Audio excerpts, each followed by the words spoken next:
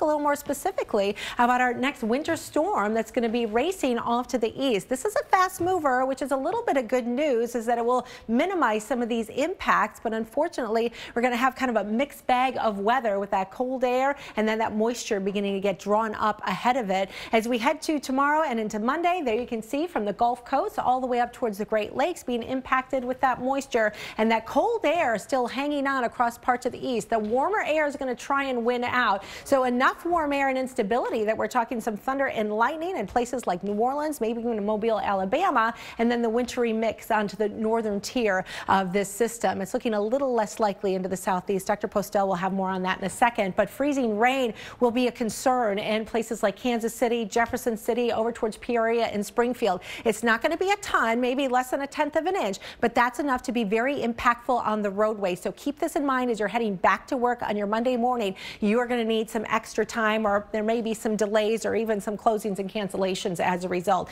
Chicago, I think you're going to probably see some more snow than anything else out of all this. Southern parts of Missouri, you'll stay rain, and that will be the case into southern Illinois, but Indianapolis over towards Cincinnati, likely seeing some icy conditions late Sunday, and into your Monday, it then moves into the northeast. So let's talk about the southern tier with this next storm. Dr. Post for the Erie. See what we did there as the lake effect snow showers continue.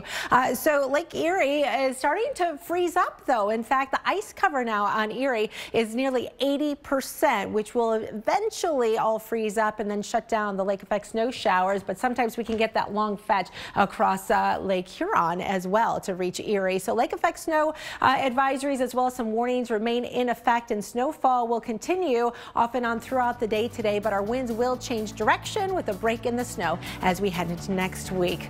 More to come. Closer to average, even a little bit above average in a few spots, but we are concerned a little bit of icing on the way. Let's take a look at the numbers across the region right now. You're in the teens in Nashville, Atlanta 22, even Florida dealing with those really cold temperatures. 51 degrees in Miami. Those temperatures get below 50 and it really has a big impact. Did you see that iguana video, by the way, from yesterday? 38 in Daytona Beach, Tampa at 42. We still have some freeze warnings that remain in effect and winter weather advisories for Charleston as well as Raleigh because of the icy conditions that are ongoing. Well, playing in the snow can be fun even for our pets, but before you let your pets go out in the cold, there are a few things to keep in mind. Jen Carfagno has some great winter pet safety tips. Erie County as a result. So we have had big issues with the visibility because those winds have been so strong on the backside of the system. So our next winter storm is coming in and will be on the move. This one not nearly as powerful, but it will have an impact. So something to keep in mind. It's moving quickly, and that's one thing that's going to help us a little bit,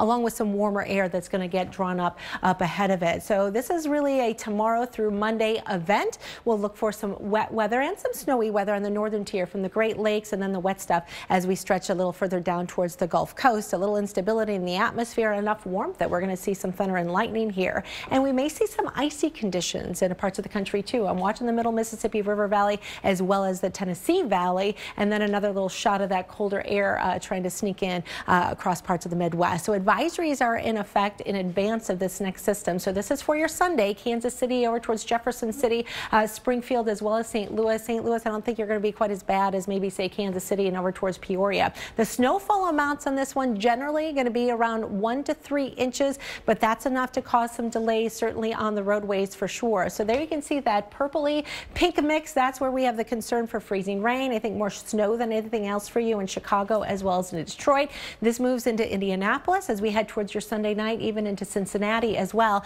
And then on Monday, we'll watch this push into the northeastern parts of the country with a little bit of a mix and or rain closer towards the coast.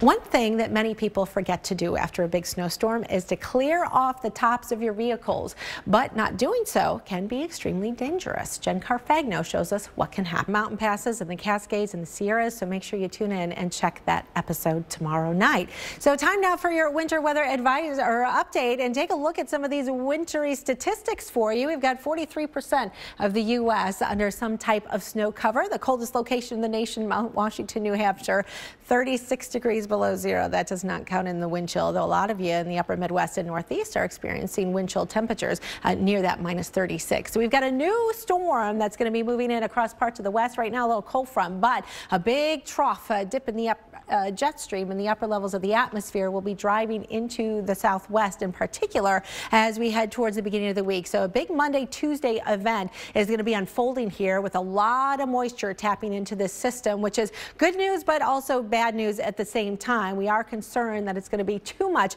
in a short period of time that could lead to some flooding issues. The rainfall amounts across parts of California ranging from 1 to 2 inches across Los Angeles and Ventura County. That means some problems in the burn scar areas from the Thomas fire, which is now 92% contained. So that can lead to debris flows.